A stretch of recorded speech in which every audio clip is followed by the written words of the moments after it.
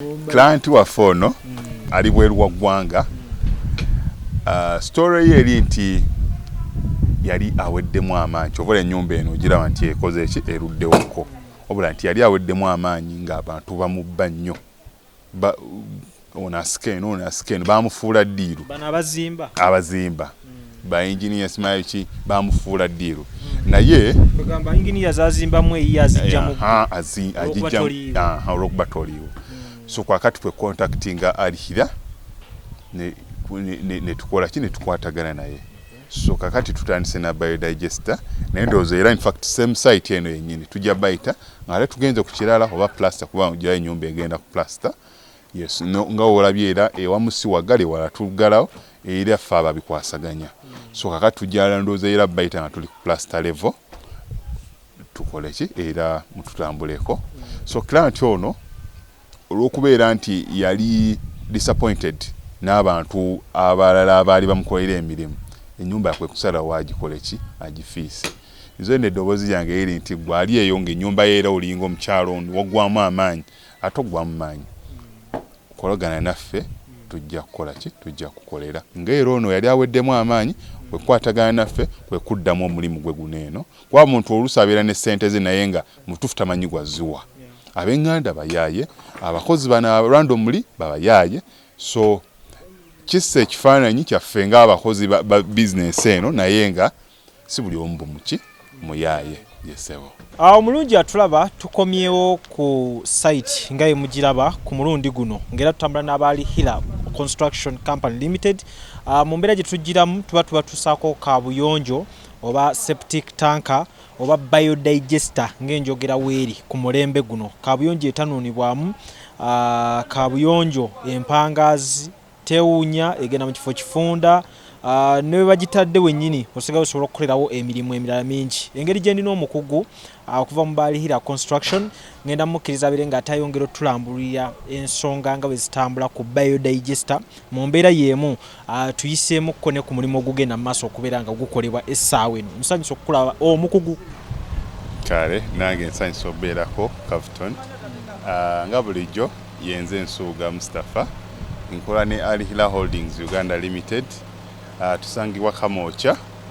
ne namba z'essimu zaffe era kweziri ku screen. So olunaku olwaleero tuli wano eno Matugga. So olwaleero aba Cavuton gye batunoonyezza. So tuli Matugga. Baasembayo banga tuliwa sajjukira naye nga leero twali Kira. Yes. Kakati leero batusanze Matugga. So mugenda mutambula ebitundu ebyenjawulo. Yes, ekyo no kiraga nti nno tetukolera gwe ali kumpi Kampala yekka wabula buli kifo kyonna tukikola ki tukituukamu. Ate era ekirala nti abantu enkola eno ndowooza bayongedde ogiteegera ya biodigester. Yes, abantu enkola bongedde ogyembracinga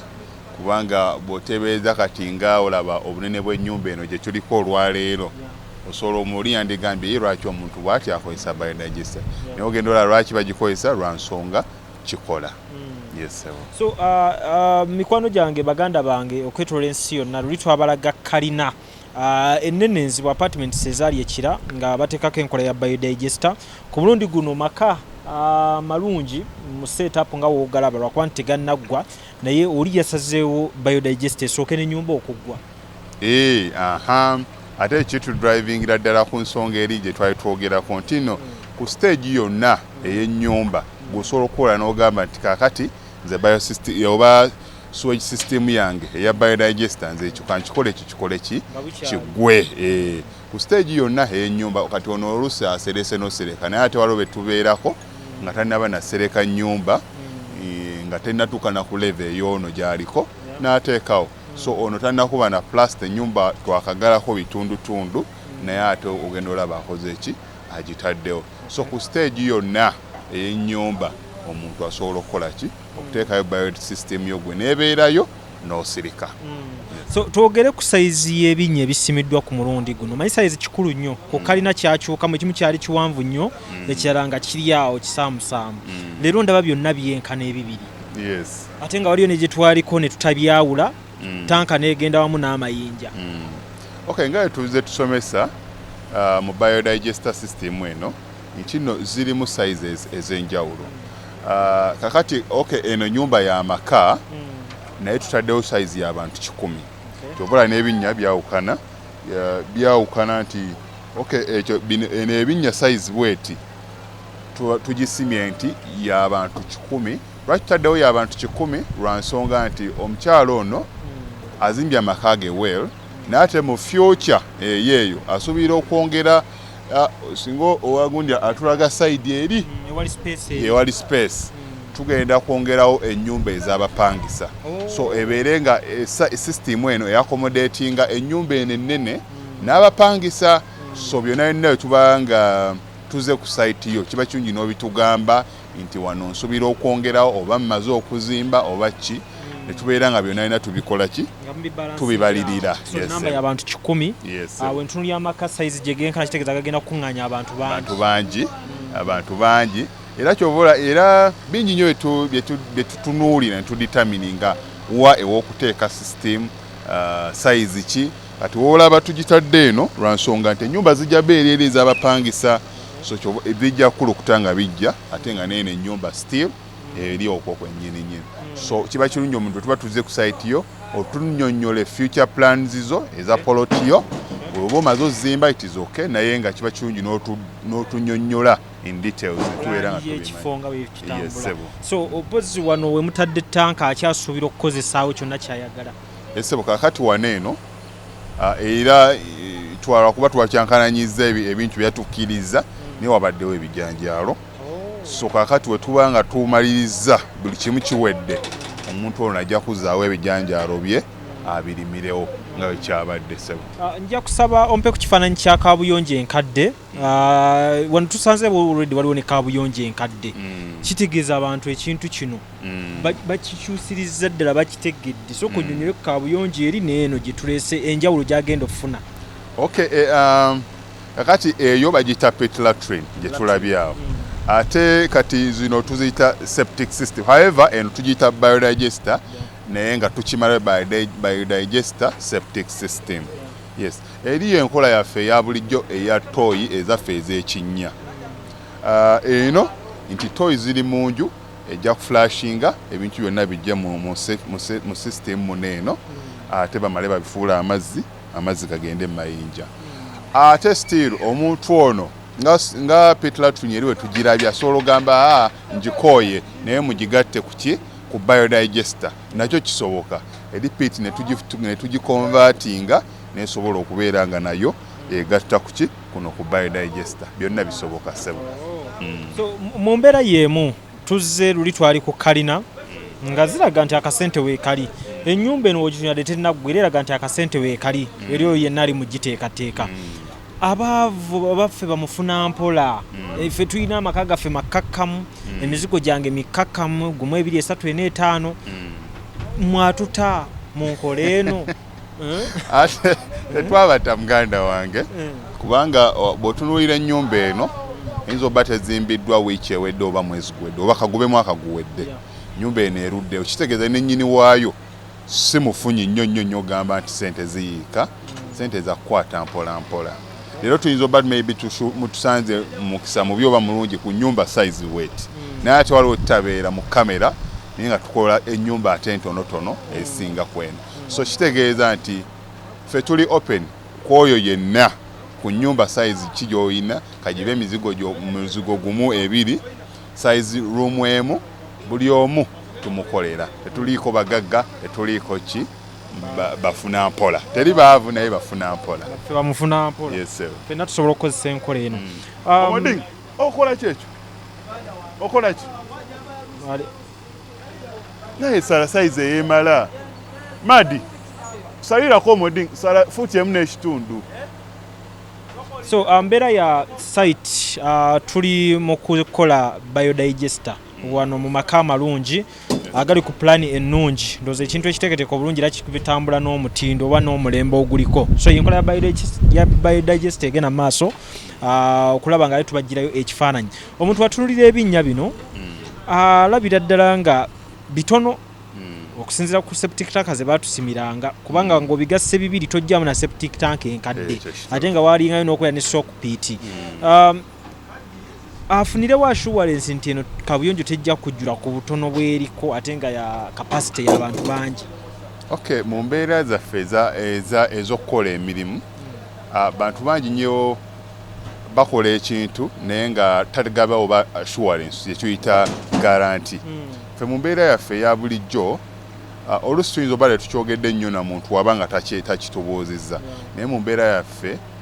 tugaba garanti ya myaka 5 era ku risiti zaffe tuteekako 110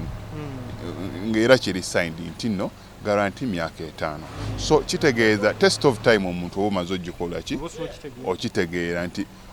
really wookwesiza akantu kano mu myaka 5 kitegeeza ekintu ekiba kikola kuba ekintu ekyo oba okitunuulidde mu famire y'abantu nga 5 mu wiiki emu bwekiba nga tekikola eba emaze okukola ki okujjula. So kitegeeza abantu olaba kagube mwezi gumu omuntu aba agikozesezza nga tefunye buzibu kitegeeza gundi eno ekola ki ekola. Era naffe okuvangayo eva nga kamera zitunoonya lwa nsonga kyetukola kiri genuine. Singa tubale nga ekintu kyetukola kibi oba si kirungi era nammwe abakaviton kyemmanyi enamba zammwe zidisplay nga abantu bandi bakubidde nga era nga complaints ezo muzikola ki muziwulira. Yes, naye kitegeeza system eno nnungi. System eno tejja kukeera ku makyejjule lwa nsonga system eno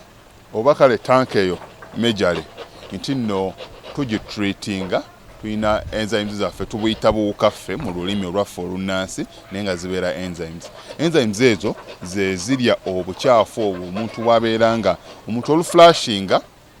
mu toyi yaffe eri munda obukyafu bukulukutira mu pipes ne bujja ne buyingira mu tank eyo tank eyo erimu chambers erimu inlet chamber ne outlet chamber. Chamber ezo ziyambako okumulungula okusengejja wakati n'eddagala lyaffe liri etteekamu etuyita enzymes zeziyambako ne bimulungula obukyafu obwo ne bufuukamu amazzi ago ne gafuluma ne gagenda mu mayinja. So ekintu ekyo ekigifula muno tejjula.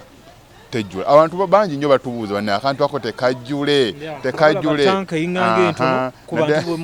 yes naye nga ate era tulina bakasitoma ekirungi kya byonna nti nno naddala babuuza tekajjule bali myaka kati 2, 3, 4, 5 tebakubanga simu nti bannanga akantu kakoze eki kajjudde kitegeeza system yaffe ekola. So kantu ali nange omulanga guno ngukube eri gwali eyo abadde oba maybe olimu okubuusabuusa abadde totukubira kuba bangi nnyo naddala kati zino app imo ekulaga nti gundi ya savings enamba gundi ya savings enamba bazi savings well and good naye nga tebannakuba. So muganda wange mwanyinaze ali eyo ng'obadde tonnakuba simu gikube ate oyongera okukola ki ogikuba tekitegeeza nti nno ogenda tuwa mulimu kwolwo no obula okwebuuza kuba abangi nnyo bakuba neyeebuuza n'ogera kino n'omuwabulamu kino. So kuba bukubi simu ffe essimu ezaffe kweziri eva essimu ziri 3 zidisplay nzaawo wansi so basomerako ezimu kansooke ne MTN 0789 224230 then neya Airtel eri 07017 669 992 ndala weziri awo wansi ojja ziraba. So omuntu beera free okukuba essimu ezaffe kweziri 24/7 zonna ziri ku WhatsApp. Yes sir. So essimu ezo nga we ziri nti abantu ayinza obbe butala wa mayanja eyo yeetaaga okusindika ssente ze yeetaaga enkola eno ebeere ng'ekolebwa waatali naye nga yeesize ALhira Construction Company Limited zibeera mu mannya ki? Essimu ezo teziri mu mannya ga company ALhira Holdings obula teziri mu mannya gaffe ba partners era ebiseera ebisinga bangi nnyo abantu batukubira ani ono gwenjogera naye nze Nsubuga onze ani ono gwenjogera naye nze Katumba. So era ogenda olaba nti kakube kusindika kuba batulina ba clients baffe bangi nnyo abali ebweru US ebiki bakozesa nnyo zino sendwave era ogenda olaba ennyamba eyo ereese mannya ki awo gennyini gowulira getwogera nze Nsubuga nze Katumba era gereeta so enamba ezo teziri mannya ga company wabula ziri mannya gaffe ba partners aba ALhira Holdings yesebo so mu mbeera eno nga tulaba sockpit eno nga yeegase ku tanka yaffe eri singa wabeerawo kangamba oba ebiyigo byebweru ebyomunda omuntu ali wafunda kimwetagisa sima sockpit ndala eneekola ku tanka yokka eno kakati ekyo ekintu kirungi nnyo kyobuuzizza sooka eno ebeera yiyo gwe nannyini site ate era ffe tugaba sockpit ennene ennungi emala obulungi oli waddembe n'oba oyina ng'akatoyi kaffe kali ke baakulaze oli waddembe ekiyiga ekyo okikonekitinga kuki ku sooka eno kubanga yiyo yes kuyiyo ekyetaaga sima wakaawuna okola ki oyagala kuteekawo binnya by'amazzi ng'ate biodigester weeri kubanga ate era ekirungi ekirala bannaffe bangi bali wafunda ddala nga bw'okiwulira kakati ogenda osima buli wamu kitegeeza ewaka emirembe gijja kuggwawo biodigester yino esobola okwakomodatinga amazzi gonna kuba wetuteerawo tutaddewo ya 100 kitegeeza abantu bangi ebeera ejja kwakomodatinga kyonna ekyetaagisa abantu abo 100 biki abo be mukoleddeko balina okusigala nga bateeka mu nkola okulaba nga bakuuma enkola eno nga tebagyemulugunyizaako bakasitoma baffe ekyo ekibuuzo ky'owuliza kirungi bakasitoma baffe abakadde bannange omulanga kuba nkimanyi bangi nnyo bababeera balaba wadde nga twamukolera naye asigala akola ki alaba naawe omupya yandi agenda okukola ki okukozesa biodigester eno ekikulu kya byonna mu byonna bannange ebintu byetufulashi nga tubyegendereze omuli pampa z'abaana bannyinaffe paadi ezo abalala bakozesa nnyo oba ngambe bineeno nga olaba nti mawulire gabakozesa ebintu ebizito ebyo banaye tugezeeko byewala biflashinga afadhali siba akapampa k'omwana mu kaveera katwale mu kasasiro abannaabugabo bakole ki bajja katwala naye tukateeka mu ttooyi era ze challenge zokka esinga ndowooza zitusinga okuddayo ku masaiti blockage eva ku nkola eyo ey'okuflashinga pampa ezo ebintu ebikaluba ebyo ebitasobola yita mu pipe ezo kubanga pipe eno singa ogiraba eno ogenda olaba nti singa ogiflashinzeemu pampa oba paadi ejja kukwatira omwo so tunagira ffe mwalihira musooke mujje bannange oluusi omusango ogutusalidde naye nga just abakozesa be batali ki ng'oganye okupgrading oba oganye upgrading really omuntu w'okolera system ey'essente bweti kitegeeza omuntu asobola okukola ki okugenda n'agula tippi eya siringi emmeka 5 bannange tu upgrading nanke nyisobola okukola upgrading yatasobola kukola ekyo sigala mu latrini yaffe nate omulembe gutuma biodigester kitegeeza oba ku kikyawo so mu upgrading pampa tuziteeke butesi mu kaveera zifulume mu kasasiro wabula si mu ttooyi empale za bwe tuba tugogola system zino nga zibikidde obupale bw'abakyala bwe businga bubeera omwo olika ndowooza wakatamwa nga akaflashinga banaye okaflashinga tekagenda naggulu tekagenda oba kira kasigala awo waka wennyini kaba tekalina nnyo gye kalaze so at least kasuula empiitu latrin kuba yo omanya nti mpanvu ddala naye wano eno kaba kagenda zibikira bukyafu ate mutuyite enkeera kale tumalize ng'otubulira emigaso gya biodigester eriyo yakatwegattako kakati abakatwegattako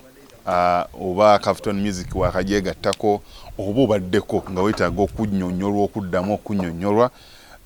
biodigester erimu emigaso mingi omugaso ogusookera ddala ogusinga obunene naddala wano waffe e Uganda egenda mu ekifo kifunda kuba eno wandisuubidde nti abantu 100 nti ejja kwesa ogufa ogunene naye yiiyo eri mu kifo kifunda so gwe munnange ali eyo naddala bannyinaffe banene abali UAE kuba boy basinga okubeera n'ebifo ebifunda si kuvoola naye ffe abali mu field eno tukimanyi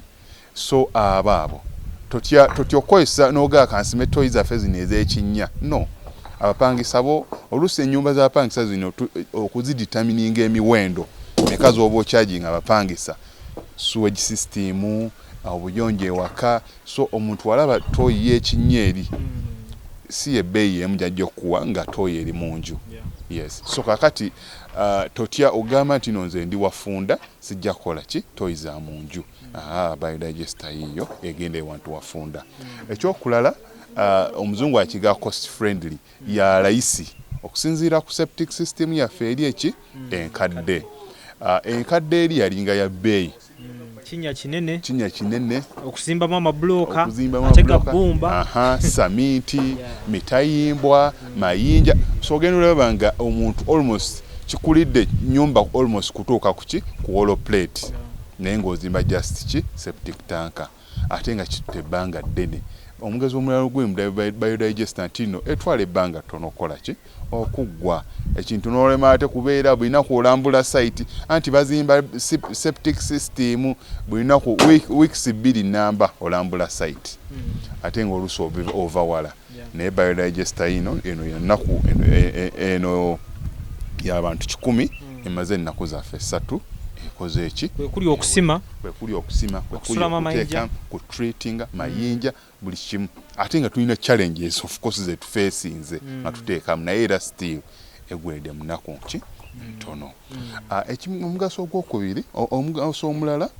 nti no system eno egenda beera wansi mu ttaka nga twagenda nti no twasanzeewo ebijanjaalo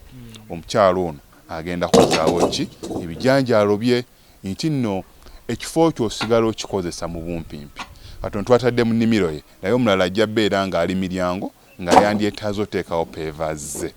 so pavers ezo bw'oba nga for example drainage system tukitadde emiryango oyagala teekawo pavers ojja ziteekawo kubanga system eri wansi eri mu ttaka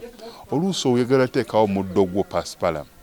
era still paspalamu wooyo ajja kukola ki ajja beerawo ng'ate ne system ekola ki weeri bangi babuuza banne ndaba abantu baflashinga n'ebintu biragawa yes septic eriwa naye ng'eri wansi mu paspalamu weeyo wansi w'otudde wonywedde oluusi ne kakyayiko mu ddembe lyo naye ng'ate otudde ku ki septic system awo omugaso omulala nti tewunya lwa nsonga nti first of all eri wansi mu ttaka ekyokulala nti eddagala lyaffe lino enzymes zetuteekamu era still zikola kuwunya okwo zipreventinga zikingiriza okukola ki okuwunya omuntu n'abeera awo nga agamba gundi eriwa naye nga olw'okuba nti tewunya kyakubeera nti tasobola kukola ki okiraba yesebo n'emigaso mingi just lwakuba nti obudde batwala yongera okubawa endagiriro n'ennamba z'essimu kakati maybe okwongerezaako kuwa gye tusangibwa balina tusangibwa Kamwokya tulina challenge nti abantu oluusi abamu bayitayo Kololo abalala bayitayo Kamwokya naye nze nganze mpitayo Kamwokya obutatiisa nnyo naddala abantu baffe abaveeri abekololo naye nga ffe tubeera Kamwokya yagala yitayo Kololo yitayo Kamwokya naye nga ffe tuli Kamwokya Prince Charles Drive plot 45 Prince Charles Drive ekuba eryo liva eno wansi ku Acacia Mall nerikira ne stretching paka eri wansi Lugogo bypass eyo bagiyita Prince Charles Drive eyo so gye tusangibwa tuli ku manamba g'essimu ogalaba wansi awo naye nsobola okusomerako AZEMU 0789 22 42 30 MTN eri 0789 0789 22 42 30 Airtel eri 07017 66992 enamba yaffe endala esembyayo 43 zonna weeziri awo yes atwetaaze so tufujja ku namba z'essimu gwe ali kuba tufuna nnyo challenge nga abannaffe abali ebweru abo bakozesa nnyo WhatsApp yes enamba ezo zonna ziri ku WhatsApp osobola okubako akadde konna kokola ki kubanga tulina challenge ya time difference bannaffe abamu kati oluusi tuli mu kukola abala beebase abamu bankubirako oluusi kale fine byansi nange mba oluusi neebase oli olw'okuba misana n'asalawo akole ki akube yes kirungi ekyo oluusi wotakwata n'alekako kaki ka audio yes so enamba ezo zonna ziri ku WhatsApp omuntu yonna gy'oyitiddeko eri free kyangu nnyo ne bu app obwenjawulo kuba abantu bakozesa nnyo app nnyingi zi imo team nyingi app zonna kwetuli kikulu nnyo ekyo ndowooza olwaliro tugenda kusooka tukome wano ekifaananyi kivuddeyo bulungi abannayuganda mwenna abatwala okwetoola ensi yonna nkola ya biodigester nga ye mujja mukiwulira naye ffe tujja ddala ku ground okukijjayo n'okufuna amakulu gaakyo eno ye nkola ya kabuyonjo eriko yagala gaana abagagga bagikozesezza naffe bamufuna mpola tugikozesezza ndowooza wano wennyini kansabe nti wabeerayo sayiti yaffe bamufuna mpola tuyite twongere okukuba ekifaananyi abantu baleme lowooza nti byabagagga bokka simanyi lwaki mutunoonyaako nga oluusi tuli ku sayiti enneneko naye nga tulina amasaiti mangi n'agaavu omuntu oli nga yandisuubidde nti yaffe bamufuna mpola negyeeri maybe okwongera okujjukizaako abantu baffe abali eyo kubanga nga era oli wenakyogera nti ebitundu almost 7 ku buli 100 bakiransi baffe bava bweru wa ggwanga twongera otuusa obweyamu bwaffe eri bakiransi baffe abali omuntu yenna facts bakiransi baffe omuntu yenna ali ebweru w'eggwanga toli mu Uganda oli bweru wa ggwanga toli Uganda n'abali e Uganda kubanga oli bweru wa Uganda abali e Uganda n'abatali bwe Uganda yes kwa oli olaba atali Uganda akwesiza ate olugwali e Uganda nguswala n'otambula n'ojja ku office yaffe so twongera otuusa obweyamu nti nno bannange tukwatagana naawe wenna ky'oli status yo yonna kyeri buli omu ow'ekika oba oli munene nnyo mu byenfuna oba mutonotono tujja ffe okukwaniriza nga bw'ozze tukwaniriza nga client omulala yenna tetugamba nno gwono enamba yo USA oba Netherlands tumuseeremu nedda price ne bwo twisting enamba n'okubisa endala eba egyenkugambye oli era gye nja okugamba yes maybe n'okwongera okujjukiza abantu baffe ebiki bye tukola banaye tetuli mu biodigester yokka tuli mu kuzimba oba ngambe general construction mu kuzimba ennyumba ezakalina apartments nga wakati we mwalaba wali ekisaasi we twali nga tuzimbye apartment y'omukyala bintu bingi banaye tuzimba tukola plumbing tuli mu electrical installation okutambuza amasannyalaze mu nju tuli mu kusima enzizi zino amazzi aga wansi ago abantu bangi bembracinze nnyo amazzi aga wansi amazzi tugasima ate amazzi ago gayambye nnyo abantu okusala emiwendo zino biiru za buli mwezi yes kiyambye nnyo buli wamu amazzi weegali ne wano tusobola okusimawo oluzzi ne wano tusimawo bulungi nnyo oluzzi lwawaka nobeera nti olina kubeera mu ntobazi okufuna amazzi nedda tekiriko ntobazi mukama yakola ensinga ensi etudde ku mazzi yes so ekikulu kya level kigwa ogasanze wabula buli wamu buli omu asobola osanga amazzi yes tuli mu kusiba tiles